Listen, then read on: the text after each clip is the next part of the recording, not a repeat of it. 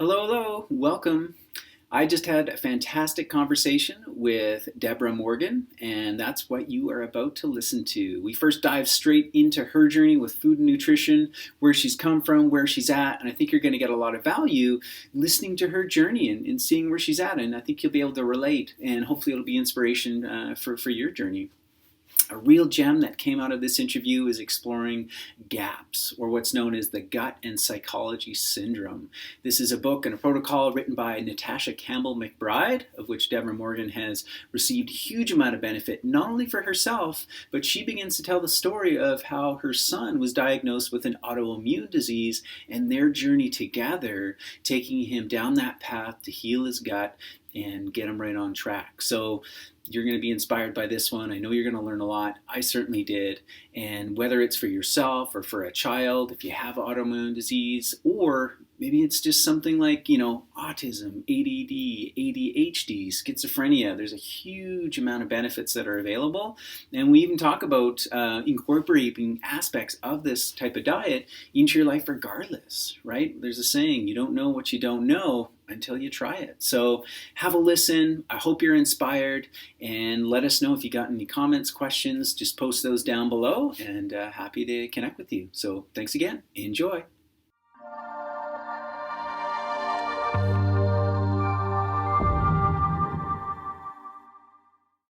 Hello, welcome. My name is Malcolm Saunders. Welcome to another episode. Today with me, I have Deborah Morgan. You're going to hear all about her story. So I'm actually going to skip the bio. We're just going to jump right into connecting directly with Deborah, hearing from her words, her journey, her relationship to food, where she started, where she's gone, and what she's up to now. So let's start with that, Deborah. First of all, welcome on the show. Thanks for coming on.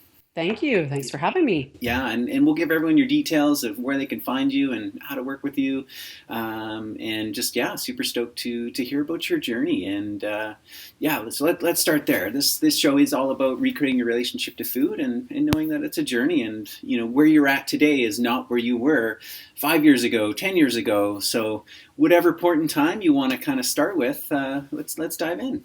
Okay, awesome. So, wow, that gives me a big range. I could talk about this forever and ever, but yes, my relationship with food has evolved hugely over the past, probably 8 years, maybe a little bit less than that, probably 6 or 7 years. And my journey started with my son because my son has an autoimmune condition that he was diagnosed with at age 2. And we were told that there was really nothing that we could do about his condition. We were just going to have to learn to live with it.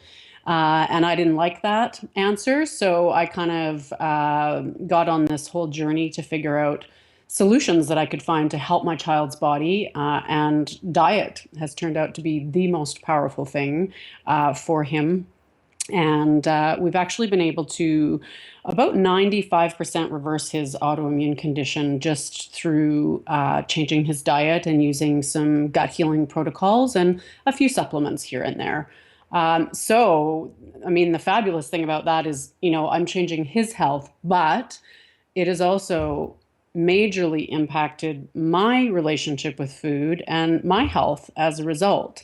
So one of the things that I really realized immediately when I first kind of started realizing some of the changes that we needed to make, because we needed to get pretty strict for a while, was that I had a lot of resistance to that because of my own relationship with some of these foods. I really liked having cereal for breakfast. That's what I grew up on, right? That was like a staple. You gotta have, what are you gonna have for breakfast if you can't have cereal or toast, right? Me too. It was all about the bread and the cereal. Absolutely. Yeah. And then the comfort foods, right? When my son would be sick, I automatically wanted to give him the things that I associated with comfort foods, and those tended to be like the breads and those types of foods.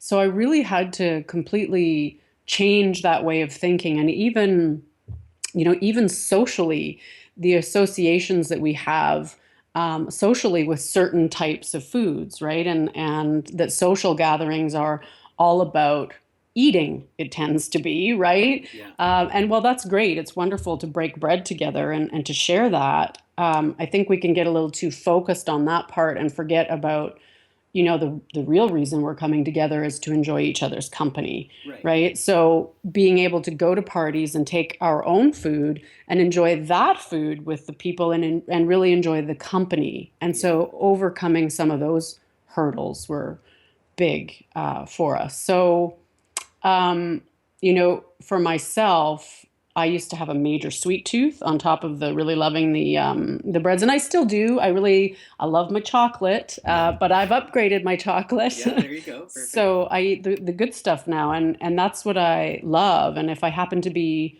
somewhere and I have a bit of a chocolate like a Cadbury chocolate or something else, I really don't enjoy it that much anymore. I Right. used to love all the bready things like scones and all of that kind of stuff. Now it tastes like paste to Right. me, right? It really does. It tastes Yeah. like paper mache. And I way prefer to eat something that's more nutrient dense and it tastes better to me, which when I Yeah. first started, it probably tastes more like cardboard to me. But, Right. as I progressed, that's what I go to Yeah, now. no, you're highlighting a really interesting point that I've noticed that we have in common, and I'm sure many people do, and I think it's good hope for changing your diet and that whole relationship to food is the foods that you used to have big attachments to, and strong connections with the Cadbury's chocolate or whatever, and as you begin to shift away from those, you like you said, you upgrade, you improve the quality. A lot of that stuff just falls away. And we'll Exactly. we'll get into this. I know there's a time and a place where you got to be really strict and just like, okay, I have to let all that stuff go. There's a time and a place for that. And some of the viewers might be in that space for themselves or their children. But there is also this kind of general, hey, I really want to kind of improve my diet. And one of the big challenges is, yeah, letting go of those old things. And I love what you're sharing. Like, it sounds like you still allow yourself, if there's that circumstance, it's like, okay, I ate a scone, I had the Cadburys, but really experience it, and experientially, you'll be told through taste, through flavor, through, the nutrient density, like, wow, does my body really actually want this, and compared to where you've taken yourself to. Exactly. Yeah. And I have a great example now. I've started doing some traveling again now that my son's a little bit older and he can go a little while without mommy around and he can hang out with his dad for a week or so. Yeah. And I took a wonderful trip to Italy with my mom about a year ago in Nice. September. And of course, okay, we're in Italy, so Right. we're not gonna do the GAPS diet in Italy. So it was pasta every morning. We were staying in this lovely place with a Michelin star chef, and there was beautiful croissants and all kinds of stuff. So I mean, it was just a complete deep dive into all the things I normally wouldn't eat, and it was fun and I enjoyed it. But even while I was in the process, my body didn't feel as I just didn't feel like I was humming along like I usually do, right? That Right. brain fog started to set in a little bit, and I was feeling a little bit less energetic, having to kind of pull myself along, even though I was traveling and having a really good time. I could really feel that drop Right. in energy. Yeah. And then when I got back, I had probably the worst winter health wise I've had in quite a long time. I got the Right. flu, I got cold after cold, and it was just crazy because I kind of, I took 10 days and really went off the rails. Right. And, Yeah. it was fun, but it was also a great experience to say, here it's real. Like my body does feel better when I'm staying closer to the whole food sides of things. And I know now that I can go off the path, little bits here and there, and everything's cool. But when I really like just throw everything out the window like that, I suffer for it. Yeah, no, absolutely, yeah. I mean, it sounds Hmm. like you have a really good, healthy relationship with yourself and with food, and yeah, that it's now experiential, right? And that's the Hmm. motivation to do it. So Yeah. yeah, Yeah. And I let's think, sorry, yeah, go ahead.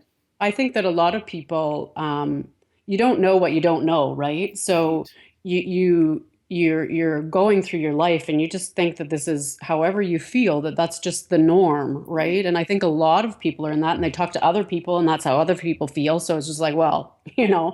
that's life. And I didn't notice that, I didn't notice it myself until I started experiencing the changes. And I was forced to make big changes because of my son. It was the best thing that could have ever happened to me, Yeah. because I got to experience the great health benefits that have come with it. Yeah, well, right on, and good for you for taking that on. I know, as parents, as mothers, you're going to do anything for your child, and Hmm. sometimes it does take that. We often don't put ourselves first as parents. So Exactly. Yeah. yeah, cool. Well, let's maybe go a little bit into that story. I know there may be parents listening that are in a similar situation or something close. I mean, yeah, whether it's autoimmune or even what they call like the spectrum, right? I mean, it's Hmm. coming up so much that our children today. I have a 12-year-old. I mean, it sounds like your child's a little older as well, but whatever age range, like it was always a challenge for us to kind of figure out the diet piece for our daughter. Just knowing that we'd notice, physical observations like, oh, she's got these bumps on the back of her arm and she's getting a rash on her cheeks. Or, I mean, the first thing was like she had blood in her stool and, Oh, like, oh my wow. gosh, like this was during the breastfeeding stage. Yeah. And, quick little Google search, it was like, dairy and soy, first cause. Okay, boom, Hmm. we took that out, cleared right up. Great. But, ever since then and beyond, it's always been this kind of, guessing game and fine tweaking and Hmm. especially behaviorally. And I know that's coming up for a lot of parents. And it seems what you're into, whether it's autoimmune or anything else, that there's a real solution there. So how about you offer us a little insight into that? Sure, you bet. So, as you say, we need to start looking at foods as triggers to all of these different little things that come up for our kids, whether they're actually diagnosed with a chronic health condition, Yeah. which can be anywhere from eczema, asthma, allergies, autoimmune, and then what we call the neurological conditions like ADHD, autism, as well as depression and anxiety are Right. actually on majorly on the rise for children as young as like 5 and 6 years old, which Wow. is a big concern. Yeah. And a lot of the focus is being paid to the pressure they have in their lives, and I think that that is part of it, but it's not the entire picture. Yeah. So yeah, when we start to look at foods, it's amazing. There's a statistic now that I think it is, yeah, it's about 50%. One out of every two children is diagnosed with a chronic health condition. Wow. It's Unbelievable. huge, right? Yeah. And that's just the kids that are diagnosed. So I was chatting with a gal who's doing a documentary called Documenting Hope. And she's been doing a lot of research into this. And these are the kids who are actually getting a formal diagnosis. And then there's all the kids who are kind of flying under the radar, right? Yeah. Who are just generally, not well, or they might have those bumps on the skin, or they get these rashes sometimes, or there's, some behavioral things, but maybe not enough to put them on the actual diagnostic chart. Yeah. And parents are struggling with their kids, major emotional tantrums, things like that. So, uh, food is very much related to what's going on in the body. And so I always come back to the gut, Right. with anybody's health, and especially when it comes to our kids. The gut is like the roots of the tree, right? So if the gut is not functioning properly and it's not healthy and happy, then the rest of the tree is not going to be vital and healthy and happy either. Yeah. So we have to really make sure we're nurturing those roots, for our children. And so if you think about the gut, we're talking about digestion of nutrients. We're talking about absorbing those nutrients. That's huge. Our kids need those nutrients, right? Yeah. Both macro, like carbohydrate, proteins, and fats, but also all those little micronutrients that are so vital for the billions of metabolic functions that on in our kids' bodies. Yeah. And sometimes it's really as simple as there being a little bit of a nutrient deficiency because our children are eating such processed food diets. Totally. I mean, if we go back to what you and I were raised on, like cereal, right? Like, okay, you got your carbs, and then they fortify it with like some minerals and some B vitamins, but that's not enough, and it's not even the right form. Exactly. Yeah. Right? Yeah, they're not getting everything that their little bodies need to grow and to fuel those growing little brains and everything that's going on in their bodies. Yeah. They need that nutrient density. So switching over to, even if you're not going to do a gut healing protocol or a GAPS protocol, just starting to think about, as you always say, upgrading their nutrition. So instead of breakfast cereal, what could you give them that's going to give them a ton more nutrients, so that their bodies can get what they need out of it. So there's simple little switches that you can make, right? Make something at home. Make a gluten-free granola at home. Simple, takes 10 minutes, and Right. and you're getting some really great nutrition into your child. So just simple little changes sometimes can make the difference depending on, what you're dealing with. Yeah, totally. And I mean, like you say, if there's one in two that are getting diagnosed with something, I mean, those little bodies are speaking that we're not doing our jobs. It's And major. yeah, and oftentimes, I mean, our generation as parents, like, it's not our fault. It was how we were raised, right? And Hmm. and you got it. Sounds like you got into your health journey and really started shifting things because of your child. For me, I had already begun earlier, but the learning continued through having a child because it's different. They have little different bodies, different needs, Hmm. and for my wife too. I mean, it actually began for in her childhood because Hmm. she was one of the rare ones, even in the '80s. Like her brother, her sister, they all had the allergies. They all had this going Wow. on, and her mom was kind of the pioneer back in those days of making her own cashew milk and this and that, and just trying to figure it Wow. out because what we have access to in terms of the foods through health food stores and what's available now, as well as the information through blogs, through podcasts, through books. It's all so much more available because it needs to be. So Yeah, it really is, and it's a sign of the times, right? The plethora of information out there is a sign that we really need this information. We need to start paying attention, and this whole thing, this kids health revolution thing that I'm on it is what do I even call it? It's more than a passion. yeah, It's something that I feel so strongly about because you're right, our kids' little bodies are trying to tell us something, and if our child is starting out life with these chronic health conditions, you know, project forward 20 to 30 years. yeah, And what's their health going to look like then? no, for And, sure. that's not what we want for our kids. But even on a bigger picture, if we zoom out, what's our society going to look like? How much is Yeah, this going to cost, right? With all of these major illnesses that are going on. So we need to address this now because kids' bodies are so resilient, right? When we get them at this age, the yeah. changes that we can make are profound. And it takes a bit more work when you're older.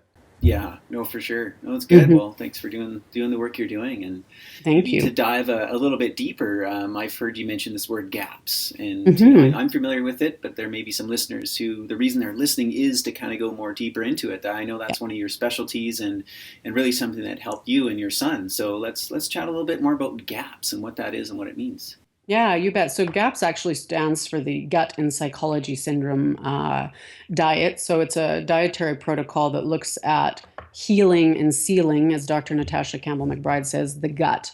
And it's her original diet was focused around psychological sort of issues, autism, ADHD, schizophrenia, anxiety, depression. But we've now started to realize, and functional medicine has really shone a great light on the fact that the gut, the roots of the tree, are related to every illness, including the chronic illnesses. Yeah, So, one of the issues that goes on there is as long as there's problems going on in the gut with digestion, we have the malabsorption. But we also have inflammation. So it's what we call leaky gut. right. So there's all kinds of materials getting out of the gut where they should be kept and dealt with by the bacteria and then eliminated from the body.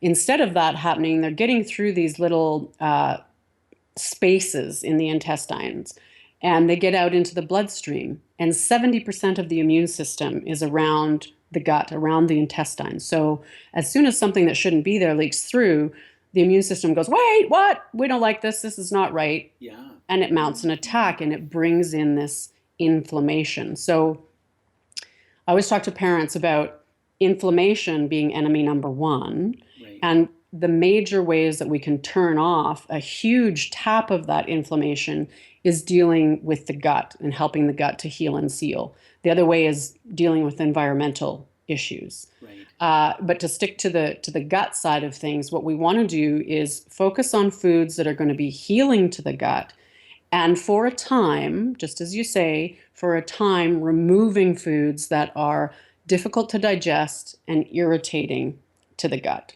Yeah. And so for the GAPS diet specifically, that is all sugars except for what we call monosaccharides. So that's a one chain sugar, and those are the fructose sugars. The reason for that is it's digested high up in the intestine before it can work its way down and start feeding some of the, opportunistic or pathogenic bacteria species. Then she also removes for a time all very complex carbohydrates and majorly fibrous foods. So we're taking out gluten, we're taking out all grains, and we're taking out legumes. And before everybody goes, oh my God, what do you eat? Remember, this is for a time. So the diet is focused on really eliminating those foods. It's almost like giving the body and the intestines this little breather, this little chance to kind of relax, not work so hard. All of the foods are, poached or soups or things like that. So it's very easy to digest. And then the intestinal cells are able to do their jobs better. Yeah. And as that goes on, that healing and sealing can start to take place. We incorporate lots of meat stocks because it's full of all of the amino acids that really the enterocytes, the intestinal cells, love that stuff. So it's going to help them to heal. And then as time goes on, we slowly start to reintroduce some of these foods that we've taken out of the body so they have a more complete diet. And the idea here really is about healing the gut. It's about bringing the microbiome back to balance. And so we're reducing that inflammation. And for me, the GAPS diet with my son, it's not where we started. We started with more of a paleo style diet, SCD, and we had great healing just with that. Actually, we started out gluten-free, dairy-free. Right. Didn't see a lot of results with that. For some kids, it's the thing. It does the trick. But for us, we needed to go a bit deeper. So then we went paleo. We got tons of healing with that, but we hit kind of a plateau. Right. So it's okay. Let's try this GAPS thing. And so we did. And that brought our healing back up again. And then we were able to start reintroducing some more food. So it's this shifting, right? This adjusting. It's not like you find this one thing and you stay there forever. Right. It's this kind of moving thing that we have to just be looking and seeing what else we could try and then where we can go from there. Does that make sense? Yeah, no, totally. Yeah. Yeah. Yeah, because I mean, it's a journey and our bodies are changing all the time. And yeah.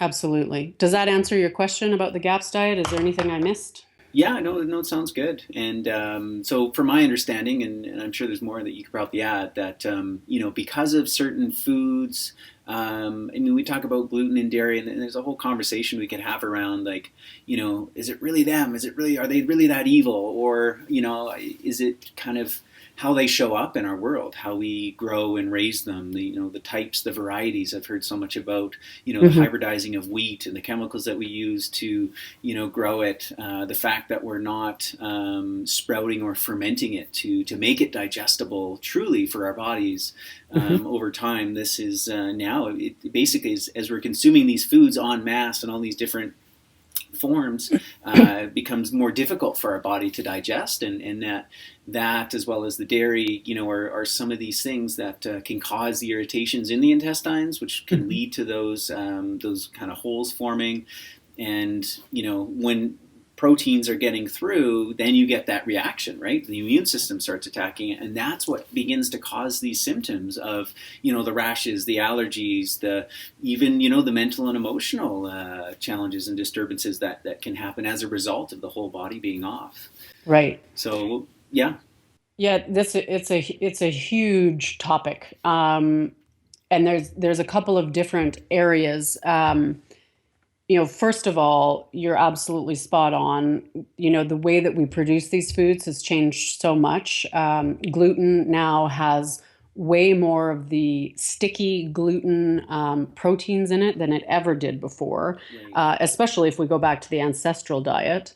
right. And that's a problem because it's actually two proteins that make up gluten. And when we add water to flour, that's what makes that sticky substance that we so love in our Right. bread products, right? Yeah. But it's actually that sticky substance that makes it problematic because it's difficult for our digestive enzymes to break down. So, one of the things is it inhibits protease, which is one of the enzymes, as you know, that digests protein. Hmm. The other thing is that it can actually trick our intestinal cells into believing that it's a monosaccharide, that it's a single sugar. Oh, And so our intestinal cells let it through right. in its whole state, and therefore we get this reaction Oh, by okay. the immune system. So it's a really complex situation, but you are right. For a lot of people, if they remove it for a time and allow the immune system to kind of calm down and kind of forget about it, Yeah. then if we're preparing our grains properly, so buying more of the maybe the ancient grains, and then or organic, preferably, so it doesn't have all the glyphosate sprayed on it afterwards. Right. And then preparing it properly, like doing the sprouting and the soaking so that some of those enzyme inhibitors are gone, it can make a big difference and people may be able to tolerate it. And this is where, um, it's very individual. When we talk about nutrition, there's no Yeah. like one size fits all for everybody. Some people are able to take gluten out and then reintroduce it this way. Some people, never can. It really depends on where you are on that spectrum. Yeah. But I think it's really important that people understand that gluten sensitivity is actually proven scientifically. Don't pay attention to all the newsy Facebooky posts that you see that say gluten free is just a fad, right? Right. There is even Harvard has come out and said that gluten sensitivity apart from celiac is a thing. Like this is real. Yeah. So it's something to really have on your radar. And if it's a first place that you start with your child, then gluten is a good one to take out. For sure. And just one more thing about the gluten that's really important is that once your body forms the antibody to gluten, so it's been leaking through for a while, and Yeah. the immune system says enough of this, and it brings in the big guns, and it forms an antibody. So then this antibody's floating around in your blood or in your child's blood, just waiting for that particular protein so it can get it. Now, they're actually showing that the gluten protein structure is very similar to many structures in the human body.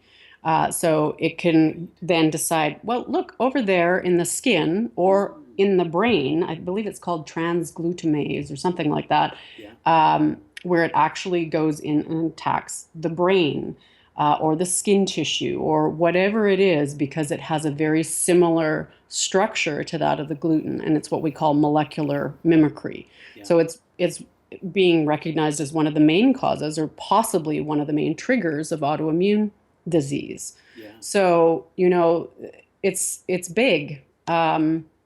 Gluten and dairy in a gut that has dysbiosis can actually be turned into opiates. So they're turned into gluteomorphins and caseomorphins, and those go directly to the brain and work on the opioid centers. So if you have a child or you yourself are very almost addicted to the processed foods, and if you have a child, whenever I see a client and they say their child drinks like 4 liters of milk in a week, Right. I automatically think, okay, this is a problem. They're probably turning it into this opioid because it's stimulating those brain centers. So that's Right. also something to think about. Wow. Yeah. Wow. Crazy. Yeah. So. I talked a lot. I don't know if I answered your question, but No, no, that's great. Yeah, and like the whole gluten free thing, it is a bit of a fad. It does get criticized, but honestly, I mean, like you say, it's been proven. There's so much actual gluten intolerance where people really like you start getting into the behavioral disturbances, you get into the autoimmune. So there is a real need, and then I think there are also people on that cusp who have maybe the gluten sensitivity. And again, it's like comes back to what we were talking about before. You don't know what you don't know until, Mhm. and I think that's why there can be a lot of value even if you're just a single person, maybe you don't have kids, or even if it is for your kid, I'm not really sure. I mean, going off, trying a shift away from it for how long would you recommend? Is this a few days, a few weeks, a few months? Obviously, it depends case by case, but in general, for people to really get a feeling of like, okay, this is life off of gluten, and of course, I think to really truly get the picture, you go off of it, see how you feel, but like you did as well, go to Italy, like try Yeah. to add a little bit of gluten to your Then see how diet. you feel. Yeah. Yeah, we Yeah. So that's a great question. And I usually say minimum 6 weeks, right. ideally like 3 months. And you also need to do that, you make sure that you're doing it right.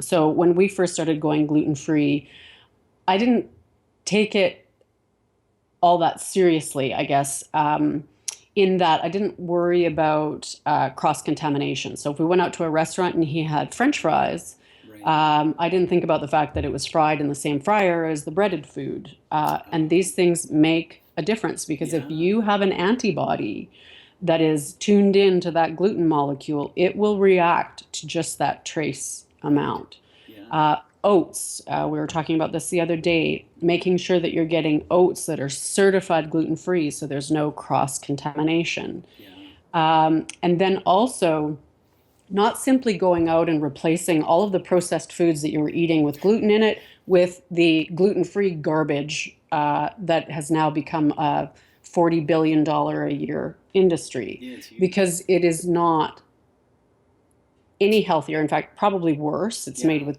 genetically modified corn, it's made with genetically modified soy, Yeah. and all of these very refined foods. So you want to go gluten free in the most whole foods way that you can. And that's the way that you're going to notice a difference. Right. And I know a lot of people have said, well, I tried gluten free, it didn't make any difference. And then I ask, okay, so how did you do it? Right. And so all of these things come to light. And it's like, well, maybe let's try that again and really do it well this time and see, Yeah. right?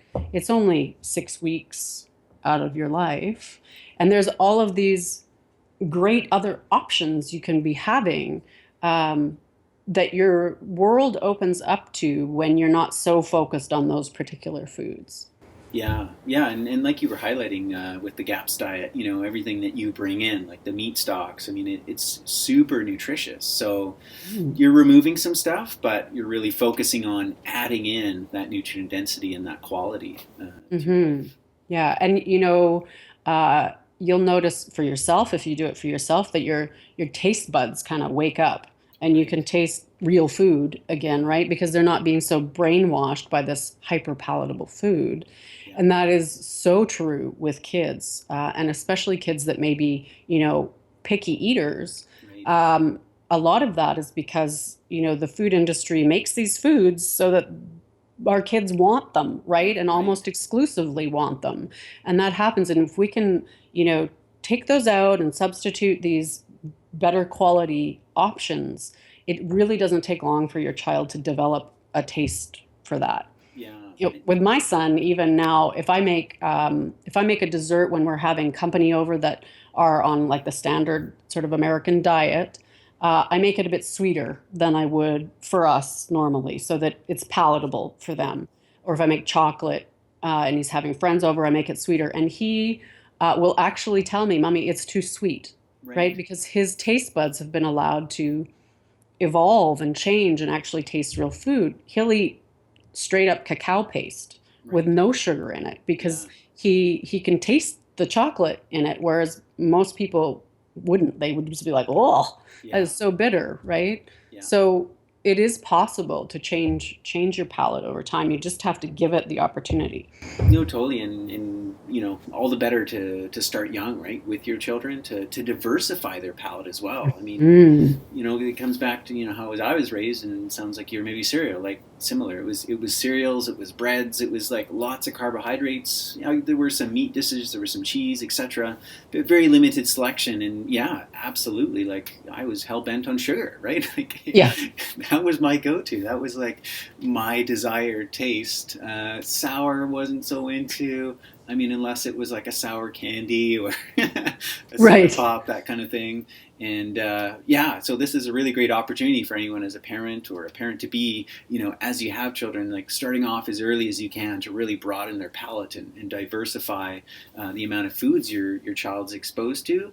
Versus, I mean, it's such an easy go-to. Okay, we do cereal for breakfast, we do a lunch, sandwiches for lunch, and pasta for dinner, right? It's a quick, easy go-to, and I know it might, anyone listening, and I'm sure it did for you when you're faced with this prospect of like gluten-free, dairy-free, like sugar-free, like what am I doing? And how that must have been a challenge, I can't imagine. Yeah, it was a challenge. I have to say that I'm really lucky. I did grow up with the breads and the cereals, but I did grow up on a farm. Oh, okay. And so my mom was a cook, a great cook, and she made a lot of homemade meals. I didn't have exposure to fast food restaurants and all of that stuff. I don't think I tried KD, like Kraft Dinner mac and cheese, until I was about 12 with a babysitter, and she made it 3 nights in a row. And I was like, I've had enough of that. And I went and cooked us a steak. So I had a pretty good background in a lot of ways, and I was exposed to cooking, so that made it a little bit easier for me. And I enjoy the kitchen, Yeah. but I always invite people to see this as an opportunity to um, be creative, because cooking is a creative outlet. So that's the first thing. See it as an opportunity to be creative, Yeah. and then. Um, Really, this way of eating is pretty simple. It's a meat, a protein, a veg, and possibly a starchy veg. Yeah. And you're done, right? It doesn't have to be so complicated.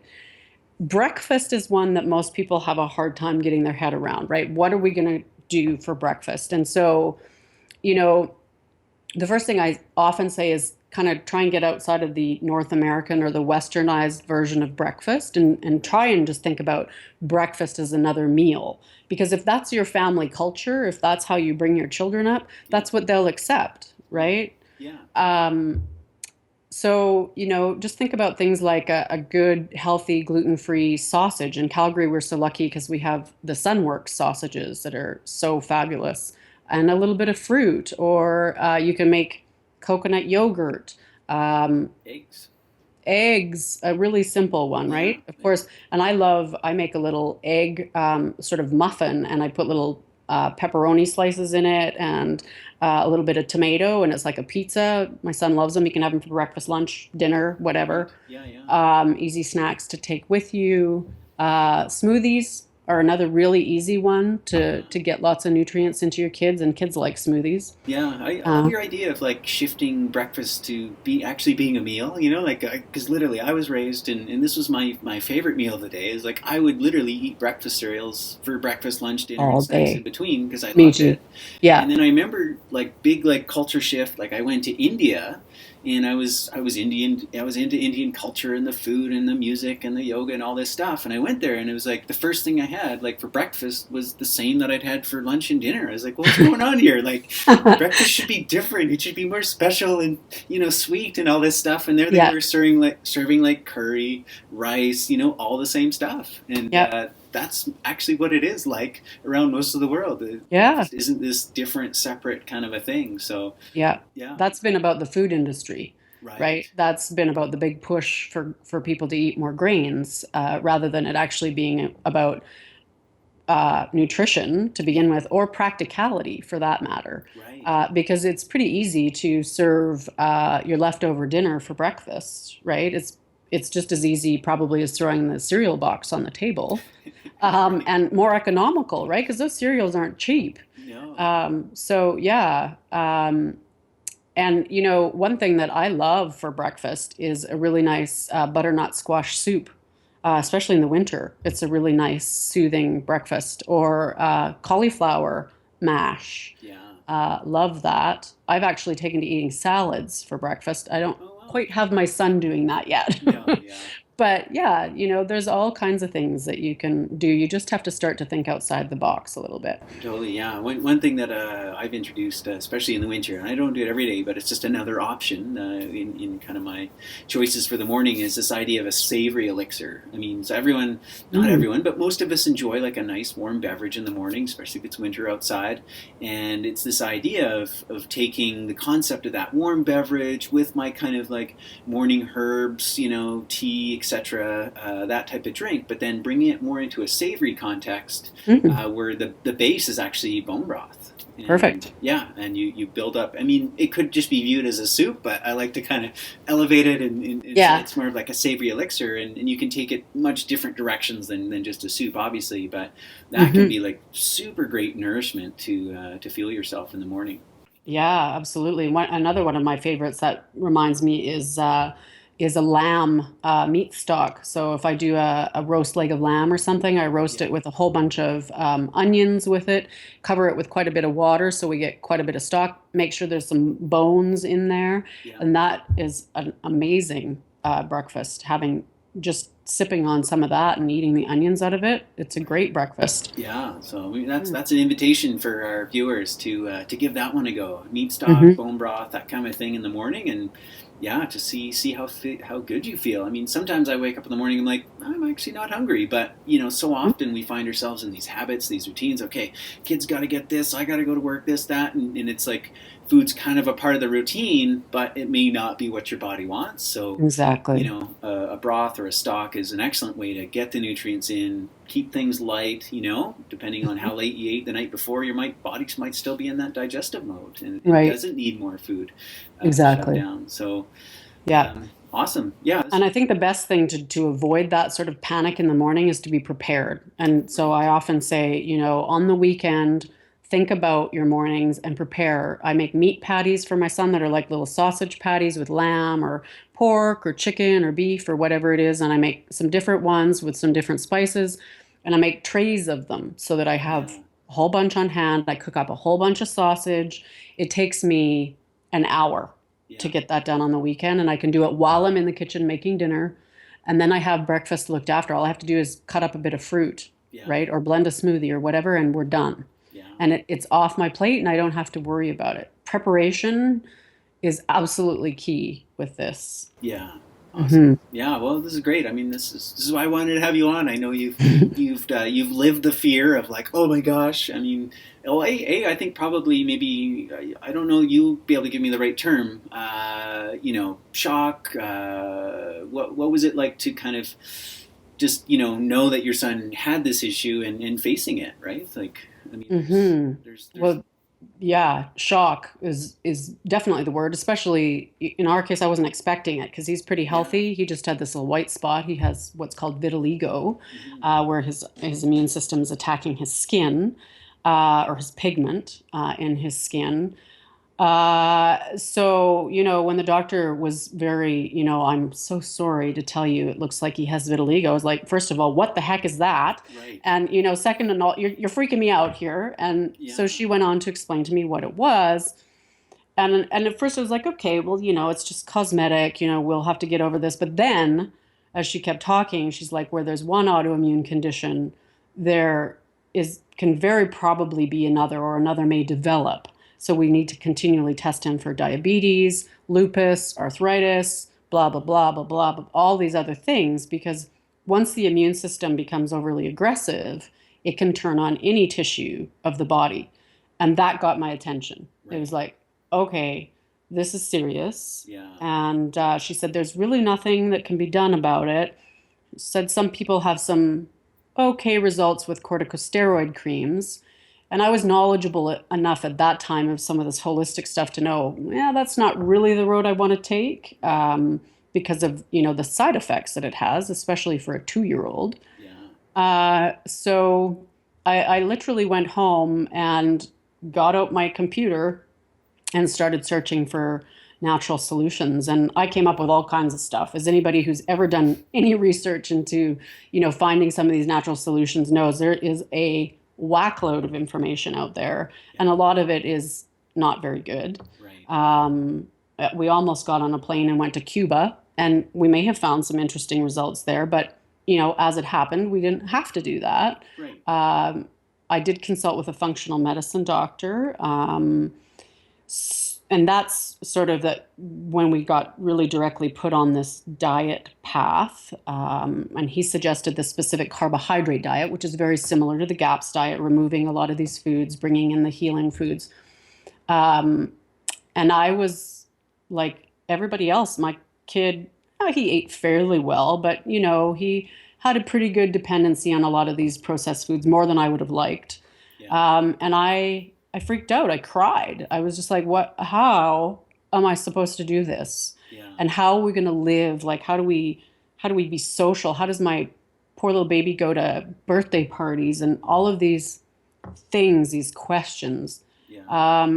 But I had a really good friend who'd been on the journey, and I called her, and she kind of propped me up and boosted me up and supported me. And I realized I've got to try it, right? I've got to at least try it. I don't think I could really have looked at myself in the mirror if I hadn't given it a try, even though it seemed like it was going to be so hard. Yeah. So being the kind of person I am, I just went home and like ripped apart my pantry, my fridge, and threw everything away and started over, Right. and realized it actually wasn't as hard as I thought it was going to be. We started with 3 months, immediately started to see changes in his outward health. He was sick less often, better energy, his behavior was better. All of these sort of little underlying things started to improve, and I thought we're on to something here, Yeah. and just kept going. But the support in the beginning was key. I don't think I could have done it if I hadn't had at least that one person that I could Yeah. get to help me through it. No, totally. And I think exactly what you're sharing is the reason why it's, like you say, it's more than a passion for you. It's a real true calling, and you're there. And thanks for being available, because there's so many people are out there that, they're going through the shock, they're going through the struggle, and it's Yeah. real. And to have someone like yourself there to go, it's okay, and here's the steps that you need to take, and here's the things you need to watch out for. So how can Yeah. someone, learn more, connect more? I know you have Deborah Morgan Consulting, you have Kids Health Revolution. Tell us a little bit more about that.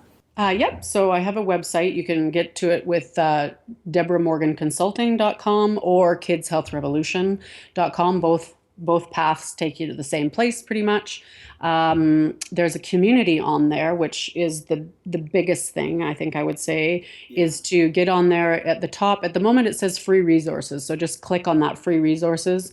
And you just have to throw in your name and your email address, and then you get access to all these free resources. But most importantly, you get access to the community, because, as I said, the support piece is huge. So, I'm on there. You can ask me questions.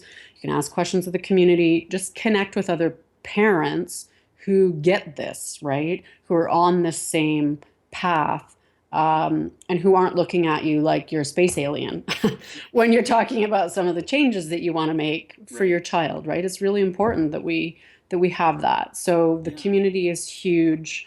There's a few, ebooks. I have an online kids gut healing boot camp for parents coming up. It's coming up at the end of February, and it's a 3-week course that we do together. And I walk you through the stages of going gluten and dairy free, then sugar free, and then, if you choose to, into more of a paleo gut healing sort of protocol. We talk about how to handle birthday parties and all of these questions that come up for people that I know can kind of hold them back from doing it. So this is something we're doing together. So you can check that out on the website. And the last thing would be the radio show. So that's, again, you can just go to kidshealthrevolution.com and click on radio. And I've got lots of cool interviews, including with yourself, Right. Yeah. and lots of great information for parents who are looking for that kind of education and inspiration.